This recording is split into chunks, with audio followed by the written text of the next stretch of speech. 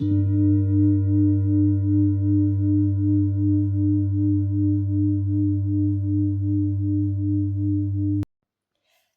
here we go with my little story, my truth that came through me of I call the energy field of love, a pathway to inner peace. Once before time, there was a vast energy field. That is all there was, a vast universe of energy. It was the energy field of love. And that's all that there was. Ongoing, everlasting, eternal. Nothing outside or beyond. It was ongoing. The energy field of love. And that's all that was. Just love. Now, some people call love God, Allah, Muhammad, Creator, higher power. It doesn't matter what it is called. All of those come back to love. I believe there are many paths, one destination, and everybody is unique and individual in their own way. All of us, not only physically by our fingerprints, but in our thoughts and feelings, our mind and emotions also. And we're going to go into understanding that a little bit later, that nobody is the same in thoughts and feelings either, or emotions, because we've never ever been in each other's lives and gone through every single experience from birth to till date, which gives us our own outlook to life. So we are all made up differently, mentally, emotionally, and physically. We are all unique. That means that everybody has a different way that they can experience for themselves what truth is for them. And that means that there's many paths, one destination, so there's no right or wrong in religion or culture or tradition, but we'll come to understand that a little bit later.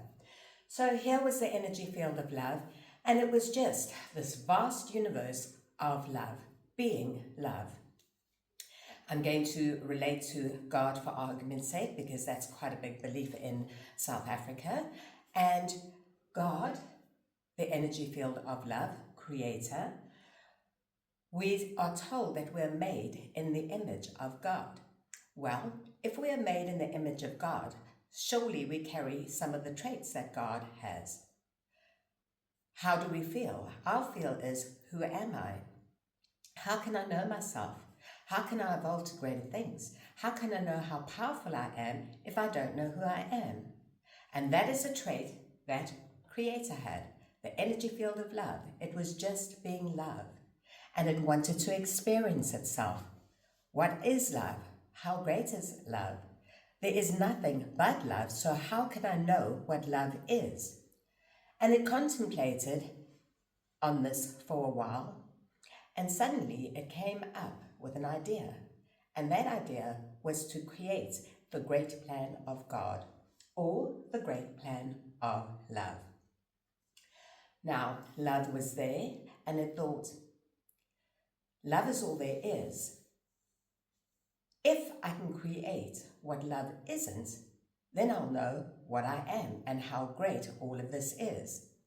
So it came up with a plan to, within itself, because that's all there is, an energy field, a universe of love, energy, that in itself, it would create certain spaces within itself in the energy field. With this one, it would drop the vibration from love slightly down to experience what love is at a slightly lower level. It would then create another area and drop that area a little bit further down than this one to experience more of what it is. It would then create this one at a lower vibration than the other two, so it can experience at this vibration, because love is perfect, so it had to go down vibrations to experience what love actually is. And so it continued creating planets at different levels and dropping the vibration down lower and lower and lower and lower. One it called Saturn. Oh, sorry, not Saturn. One it called Neptune. One it called Saturn. One it called Mars. One it called Pluto. And so it went on, creating all these bodies at slightly lower vibrations and lower, until it came to the last body, and it called it Earth. And what it decided to do in this body was to drop it to the opposite of love, right the way down to experience itself in fullness. And it dropped it to the vibration of fear. Aren't we lucky to be chosen to experience this planet? And Creator, love, looked at this and said, this is good. Now I can get to experience myself in the opposite form of who I am. I am energy, experiencing love. I can feel how wonderful and great love is and experience myself through having lower vibrations. It then decided to go even further. And what it decided to do was to create physical things, because it is energy, not matter. So on each planet, it created at the same vibration of each planet, physical things, trees, plants, rocks, flowers, and all those things at the vibration of each planet. It got to Earth and it did exactly the same thing. At the vibration of Earth, it created trees and rocks and everything of matter to experience itself as matter, physical, and not just energy. It then decided, it contemplated an even more advanced being, and it created man. And there they were. In the Bible, it talks about Adam and Eve. In science, the great explosion, and there were billions. It created in the Bible, let's say for argument's sake, two, Adam and Eve. And they were made to procreate so that there could be billions. Why would there be billions? So that it could experience itself on many, many dimensions. If there were only two people on the planet, it would take forever to get to the end of the experiment. So it created many, and they all procreated many, many, many forms of human beings. So actually, we are soul in a human body. We are not actually just human, but we'll get to that also. So there they were, man. And God looked at this and said, wow, this is great, because I've created even more for myself to have a look at. Because each person thinks they are separate. I have created the experiment of separation. I am oneness. There is only one, the energy field of love, and everything is in oneness. But the people here see themselves as physical in a physical world, and they see themselves as separate. So I get to now experience separation as opposed to oneness. This is a phenomenal plan. And so, from there, the whole of everything was ready to begin. And then love said, hang on a second. If these people remember who they are, when there is fear, they will just bring love to fear, and fear would disappear. Just like when you bring light to darkness, if it's dark and you switch on a light, darkness disappears. I can't have them remembering who they are, because when there is fear, they'll bring love to fear, and fear will disappear, and that will be the end of my great plan. And I may not have experienced everything that I need to experience. So he then decided to lace the earth with the veils of amnesia.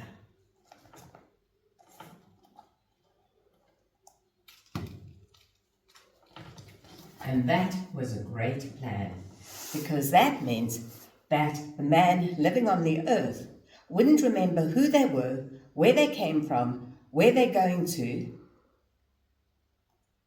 and especially who they are, because if they remember they love, they bring love to fear, and the plan would come to an end. So here we are on the planet Earth, not remembering who we are, where we come from, with amnesia, and living an experience of fear. Now, some people say to me, that's a bit unkind of the Creator to do to us, to put us through all of this. And I explain to them, no, He is not putting you through all of this. He is doing it to Himself. This whole oneness is all it is, love. It's an experiment that Creator is having on its behalf. So inside itself, it created spaces and dropped the vibration and put material things on it, physical matter things on it, within itself. So Creator is doing it to itself, not to you specifically. But in a lot of the beliefs where you go to the burning flames of hell, I think that is worse, a worse Creator to think of, where you sink to the burning flame of hell. So here we are on earth with amnesia, not remembering who we are, where we come from, and where we're going to. And what did we do? Right back to the first man that arrived on the planet, or whoever, or how many ever there were, and they had no clue of who they were. What did they do? They made up what life was all about. They made institutions, they made governments, they made all sorts of things, religions, cultures, traditions. They made it all up. And this is how life will work, and societal rules of how it will be for us to live through this experience of life. Well, the Creator did put another thing in place for us. He created ups and downs in our life. And as you can see, we go through ups and downs the whole way through our life. And that was for a special reason, purely because if we experienced only fear, it would be too much. And we would choose to leave the planet and go back to love, the Creator.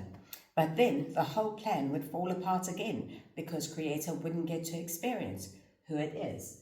So Creator made our life with ups and downs, dualities. Now, this is a very beautiful story, and to me it resonated so much because we are in fear in this world.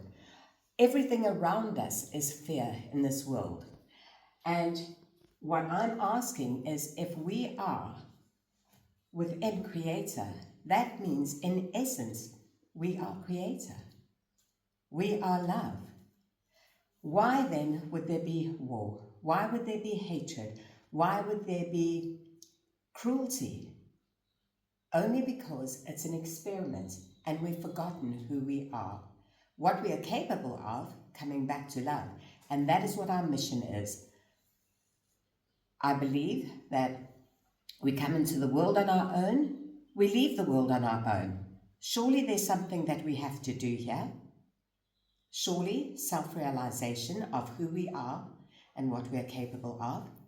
But we have got stuck in the illusion, thinking that we are a physical body in the physical world, and that is all there is. And everything outside us in the physical world is what brings us happiness. Cars, houses, jobs, partners, all those kind of things is what brings us happiness. But we're living in an illusion. We are one in the bigger body of Earth, and Earth is one in a bigger body, the bigger body called the universe. Now, the way I explain this to children is there are many different levels of awareness. The little ants are crawling around on the ground. They aren't even aware that we're here. They just go about doing what they do. Slightly larger insects, exactly the same. They're not even aware that we're here. Inside my body, I have millions and billions of cells. They're all working inside my body. They don't even know that there is a bigger body. If my red blood cells fight my white blood cells, I can get ill. And that's exactly what's happening here. My cells are in my body. They're not aware that I'm in a bigger body. We are in a bigger body of Earth, and Earth is in a bigger body called the universe. And we are, in essence, creator and love, in form, in maker. So the download revealed to me that the date for the end of that period of creator experiencing who it is and how powerful love is would come to an end in the year 2012. And I remember at that time a lot of people saying, the world's coming to an end, the world's coming to an end. And I said to them, no, the world as we know it is coming to an end. And the 2012 was the beginning of what we know as the awakening that's happening on the planet. And it's very evident to me. From about 1999-2000, when I started this, there were very many people that were not open to yoga, that were not open to meditation, that were not open to emptying the mind. And that led us to a place of still hatred, anger, and all those kind of things. But from that date, people started awakening, and people started to become a lot more caring, a lot more accepting. There were things like same-gender marriage. There were things like color and race. There were things like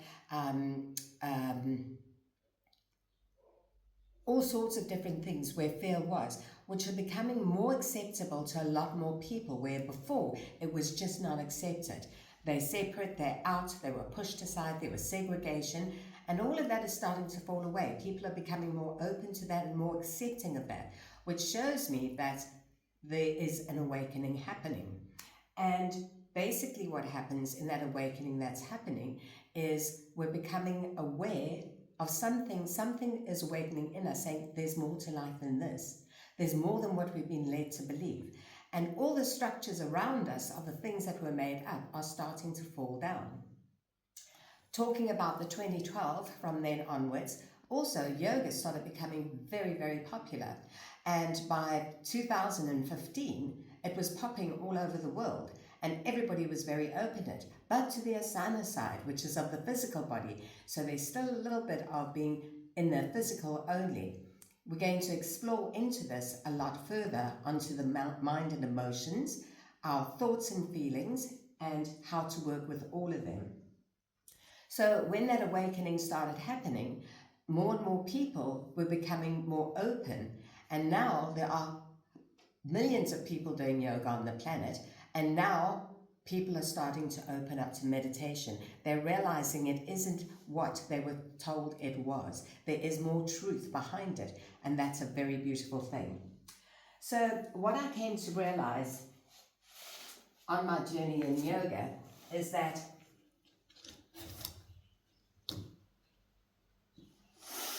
I am a physical body, but I also have an energy body surrounding me.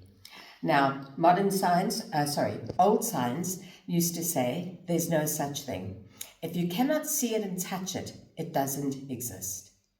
Well, we cannot see or touch our thoughts and feelings, our minds and emotions, but we know that our thoughts and feelings exist. We have emotions, we have thoughts. We can't see or touch them. And that is because they are energy, and they have to live somewhere.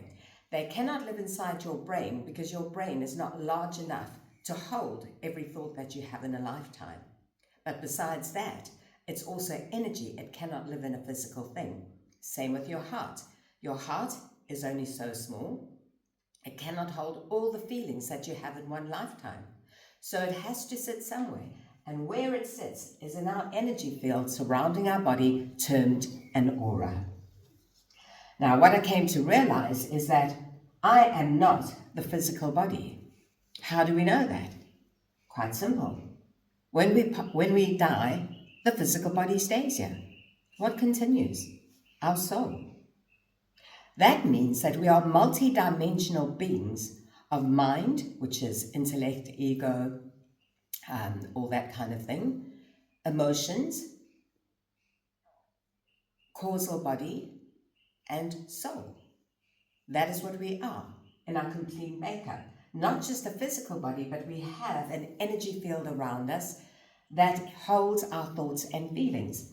And what I came to realize through my experiences is that when I was holding negative thoughts and feelings inside my energy body, the energy body, or the aura, is an electromagnetic field. And what was happening was my magnetic field was attracting to it people and situations of the same magnetic field. And I realized that when my magnetic field was high and positive, I attracted all kinds of people and situations that made my life work. When I went down into depression, everything that could go wrong would go wrong, and I was attracting people and situations to make that happen. So when I went onto this journey and started working with my energy body, my thoughts and feelings, I realized I'm a multi-dimensional being, not just a human being, a multi-dimensional being of mind, body, emotions, soul. And if I raised my vibrations in my energy field, my aura, my electromagnetic field, I started attracting different people and circumstances, and my life started to come to a place of contentment, of happiness, of joy. So this is what we're going to be learning through the whole of the practice. We all know our physical body. We all understand our physical body. We know how to feed it, how to exercise it, how to nurture it. But we know nothing about our energy body. Its food is totally different to that of the physical body because it's energy. It cannot eat physical things like potatoes and carrots and peas. As I said earlier, its food is number one, prana, vital energy, which we get through the intake of breath, and the amount that we get through the technique that we use. Now, again, vital energy, hardcore science said there's no such thing. If you can't see it and touch it, it's not there. My question is, we can't see and touch oxygen and air, but because we've been told to believe that it's there, that's perfect. And we've been told to believe that there's no life energy. We believe that also, when in fact there is. If you can't see and touch it, it doesn't mean it doesn't exist. Today, you can take pictures of the aura, whereas many years ago when I was learning, there was no such thing. Because of the advancements in technology, there's lots of things on the mind and emotion tests that are being done, which is proving it also. So if we are our energy body in essence, and that comes from the word human being. If you look up the word human being, Hu is ray or radiance. Man is mind. Being is essence or soul. You are a radiant mind in essence or soul. Now that is huge. If you are this, and what we're going to go into learning, and your energy field, your thoughts and feelings, your soul, is what creates your happiness or contentment or fulfillment in life, and your wellness of your physical body. Surely we should be learning about our energy field and our energy body. And we're going to be going into that. As I said, it's prana, vital energy, the intake. It is vibration, and everything on the planet has vibration, as I said earlier. A rock that is sitting still, they take it and crush it, put it under a microscope, there is an energy wave. A piece of hair, a leaf lying on the ground, or a blade of grass. Everything has energy. Some things have higher vibrations than others, and we're going to go into all of those different things that we can use and bring into our surroundings and wear and everything else to be able to feed our energy bodies. So we're going to learn all about our energy field, our thoughts, our feelings, our soul, our karmas, and how to feed them and how to raise vibrations so that we can have a full life in contentment regardless of what's going on in the world around us. Now, Creator was very kind. It knew that the people had to wake up from the amnesia at some stage. So what it did was it put inside our energy field our soul. And our soul has been there all the time, but in the very back far distance where we don't hear it, because we've been controlled and programmed to believe in certain things. And that's the way life works, and that's the way it happens. Come it tradition, culture, religion, politics, whatever it is, there's been systems set in place that we've taken on as our belief. And when we sometimes hear the call of our soul, we don't listen to it because there is no proof. We don't know. So we just follow what we've been told how life works. And this is a beautiful thing because the soul is now awakening in man, and Creator put this within the energy field because it knew that at 2012, the people need to start awakening, and everybody is awakening on the planet, slowly but surely. There is no quick way that it's going to happen, that everybody can just wake up in 1 second. It doesn't work like that. This is a process. It has happened over many, many, many years. There are some people that are programmed more than others in different sectors, and that takes a longer time for them to awaken. So everybody is exactly where they're meant to be at this period in time, and their awakening will happen when it happens. That some people are awakening before and others later, it's all part of the process. A child has to start off being born, lying still, eventually crawling, eventually walking, eventually running. It is a process, and that is what we're going through at the moment. From now until 2033, we're going to see a vast awakening on the planet, and even more beyond that. But this is what came through me and resonated for me as my truth. And I experienced it for myself. I have worked through it, which I will take you through over the next few days of exactly how I experienced a lot of these things. So it became my truth. Now, if this is all an illusion, can we understand that maybe there are a thief or a murderer or whoever there is? At the end of the day, it is not who they are in essence. They are here having an experience on behalf of love, to experience fear. So who are we to judge and criticize? Amongst that, other things have been thrown into the equation, like where they're born. If they happen to live in the poorer classes, where there is no water, where there is no food, where there is stabbings, where there is killing, where there is raping, that is the norm for them. From a tiny child, they see that. And when they grow into doing that, it's just the norm. But by us judging and criticizing them, that is not bringing healing to the world. We need to go forward and instead of judge and criticize, take them in and teach them how to meditate, how to clear their past traumas, how to clear their fears, and how to program their mind with peace and love, and remembering who they are in essence so that they can live in harmony, contentment, and happiness regardless of what's going on in the world. So as I said, we're not here to judge or criticize. There is a bigger picture going on. There is a whole process that's happening. It is an illusion. This is not real. We will come to a space where we realize that love is all there is. Love is real. The earth and material things are an illusion, and we are none other than love in essence. And we need to be bringing love back to the planet.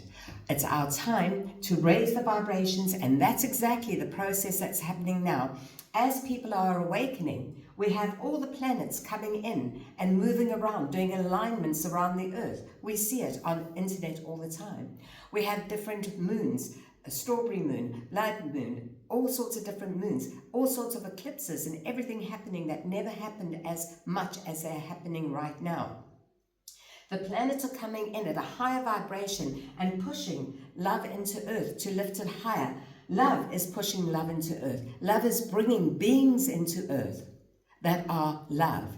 For argument's sake, we have lots of children which they call special needs. They are not special needs. They are special gifts to the planet. They are not here to understand our language. They are not here to be programmed into the hatred and the anger of the world. They are here to just be and send light to the world, to raise the vibration back to love.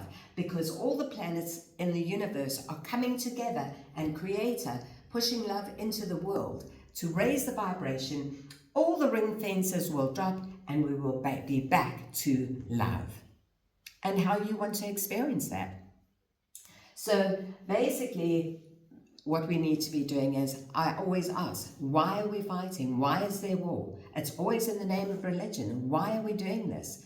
It's only because we're living in an illusion and we're not aware of it. And we should be, because we have amnesia. We don't know where we come from, what we're doing here. We don't even know if half the things that we've been taught is fact or not.